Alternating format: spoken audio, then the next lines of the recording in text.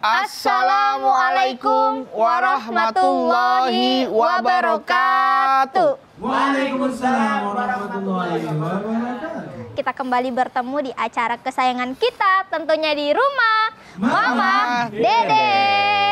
Apa kabar Mas Bedu? Alhamdulillah sehat Ipe. Ipe apa kabar? Alhamdulillah baik. Oh iya, ya menurut Mas Bedu, Ipa cocok nggak pakai kawat gigi? Cocok. Gak usah pakai kawat gigi, pakai kawat nyamuk juga cocok. Kawat nyamuk. Dia nggak makan nyamuk, karena kalau ngomong suka masuk nyamuk kan. Kesetrum tapi Pak. Kesetrum itu yang raket. Itu yang raket ya. Jadi kemarin tuh Ipa liat Instagram, ada selebgram gitu. Dia ini apa endorse kawat gigi.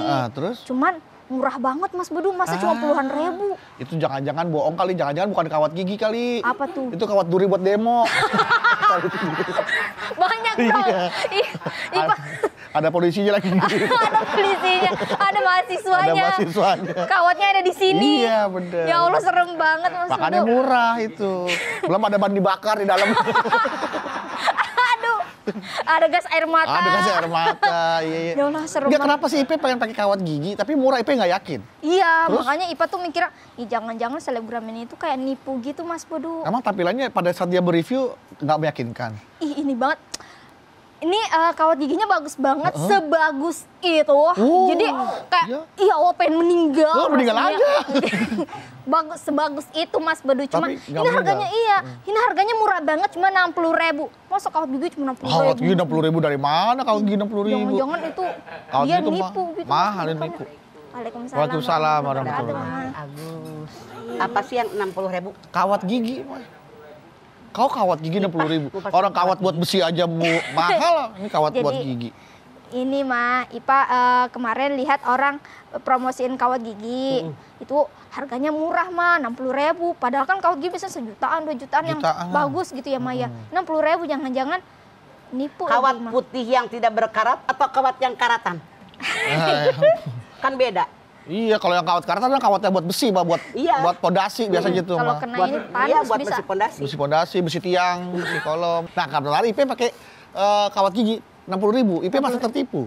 Iya, Atau itu gimana? merasa ketipu gitu Mas Bedu. Terus? Jangan-jangan ini orang nerima uang endorsan doang nih dia nih. Tapi promosiin barang-barang yang maksudnya nggak bagus. Berarti ini termasuk gitu. terlibat penipuan dong kalau kayak gitu ya? Iya, KW gitu mah, tapi bilangnya ini asli murah gitu.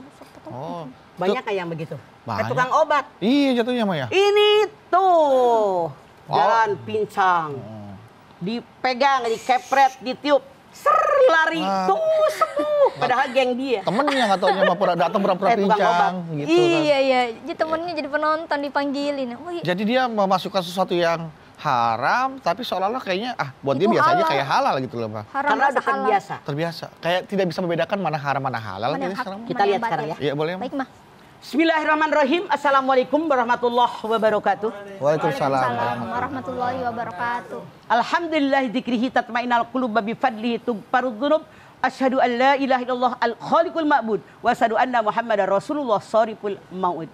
Fassalawatullahi wa salamuhu ala sayyidina Muhammadin. Allahumma sholli ala Wa ala alihi wa ashabihi wa ahli taqwa wa ma'rifatihi wa man tabi'ahum bi ihsanin ila yaumiddin. Haram rasa halal. Dalam Islam sebetulnya yang halal yang haram jelas. Sudah jelas. Innal halala bayyinun wa innal harama bayyinun. Yang halal sudah jelas, yang haram sudah jelas. Yang ada di antara keduanya meragukan, namanya subhat. Lebih baik ditinggalkan daripada kalian mengerjakannya. Sekarang kita lihat. Begitu banyak di masyarakat kita, jangan-jangan kita nih, melakukan perbuatan haram, perbuatan dosa, tapi enjoy, bahkan menikmatinya, bahkan dikerjakan berulang-ulang. Inilah yang dimaksud haram rasa halal. Haram menurut hukum agama karena keseringan melakukan, dia tidak merasa bersalah. Bahkan maaf dalam tanda kutip, orang tadi menikmati perbuatan haramnya seolah-olah ini halal. Ini yang dimaksud judul kita, haram rasa halal. Contoh, banyak faktor. Misalnya, dalam keluarga, istri nyolong duit suami. Padahal suami udah ngasih duit banyak. Cukup buat semuanya. Dia nyuri duit suami. Nah, ini haram rasa halal.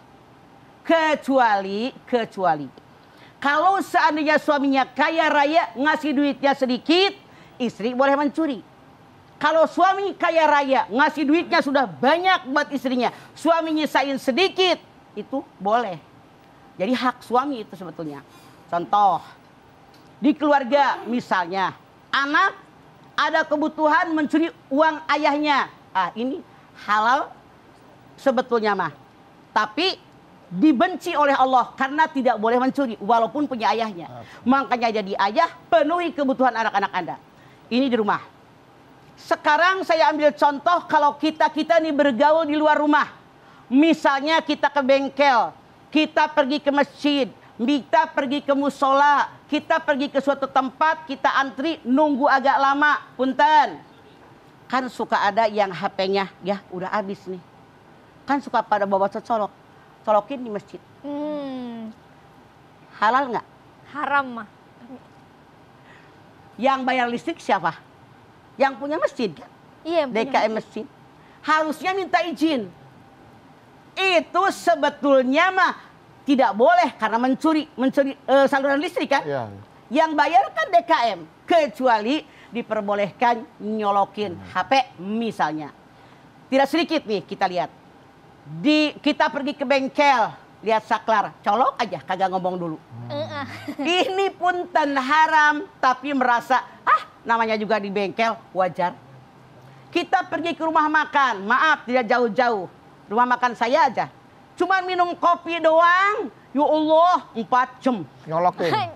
Udah nyolokin HP, numpang wifi, la ilaha illallah. Kan kita bayar pada nongkrong begitu tuh. Kalau misalnya kita mengizinkan silahkan pakai boleh. Atau mereka pamit. Numpang boleh nggak? Kan bayar. Ini yang kalian jangan dianggap enteng. Contoh, kita punya HP di medsos. Ada orang ngarumpi ngomongin orang. Kenal juga enggak, ketemu juga enggak, teman bukan, sahabat bukan, tetangga bukan. Ikut komentar. Haram nggak? Haram. Jangan melakukan itu kamu. Jangan juga kalian jangan. Karena saking seringnya tiap hari ikut jadi komentator perlakuan orang apapun walaupun tidak kenal, merasa halal, merasa benar. Padahal dosa itu ikut campur urusan orang. Sekarang begini, kalau kita punya masalah, orang lain ikut campur, ikut komentar masalah kita, sementara dia tidak tahu cerita sesungguhnya, sebel nggak kita? Sebel, Pak. Sebel. Makanya ini haram dalam agama. Tapi karena mereka sudah biasa melakukannya, sudah terasa halal. Contoh, punya HP. Kan buat ngomongin orang. Tapi dipakai buat nipu. Punya HP seperti Ipah tadi bilang. Kawat gigi 60.000. Ipah jadi mikir, KW apa enggak? Nah ini dia. Jadi ini haram terasa halal. Contoh, punten. Kita lihat yang namanya di kelurahan, di kecamatan, kan mereka melayani kita nih warganya. Bikin KTP, bikin KK, punten. Misalnya mereka tentukan KTP bayar sekian, KK bayar sekian. Sebetulnya gratis, artinya mereka sudah mengatakan yang haram serasa halal. Saat ini di negara kita tidak nutup mata, survei membuktikan.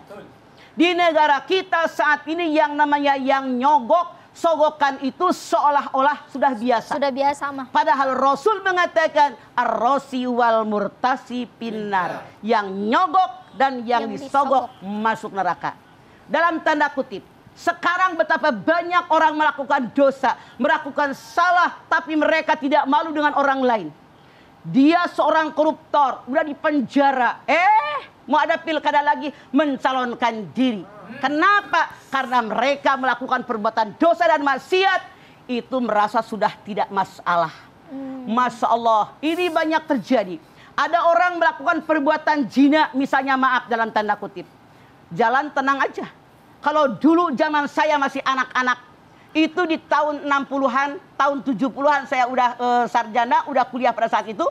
Pada saat itu kalau ada orang hamil duluan, itu aib yang luar biasa. Sampai maaf dalam tanda kutip, saya punya tetangga sampai pindah ke Bogor. Itu dari Tanah Abang. Diasingkan ya Maya. Saking malunya. Saking malu. Sekarang dipamerkan di medsos. Mengaku. Lagi cipika-cipiki. Ya Allah. Berpelukan. Bahkan maaf, na'udzubillah min dzalik, saking sudah kemasukan setan. Tidak sedikit orang sedang bercumbu rayu, sedang berhubungan badan, dipamerkan kemana-mana. Saking setan sudah banyak dalam diri manusia. Na'udzubillah min dzalik. Makanya agar kita jangan sampai mengatakan yang haram rasa halal, kita harus ngerti tentang agama. Dari mana kita belajar dari Quran?